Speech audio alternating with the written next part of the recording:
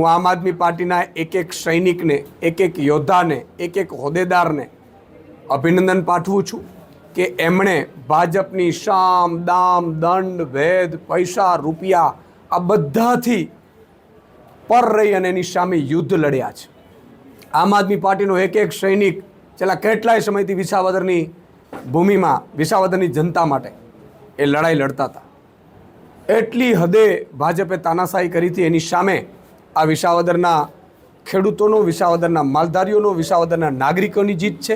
54 લાખ ખેડૂતોની જીત છે. 1 કરોડ અને 20 લાખ શ્રમિકો, મજૂરો અને માલધારીઓની જીત છે. આ જીતે સાબિત કરી બતાવ્યું છે કે જો તમારામાં લડવાની તાકાત હોય, પ્રજા માટે લડવાની તાકાત હોય તો પ્રજા તમારી સાથે રહે છે. તમે જુઓ, વિસાવદરમાં ચૂંટણીમાં ભાજપે તમામ પ્રકારના હાથગંડા અપનાવી લીધા. અમારી પાસે કશું જ નહોતું.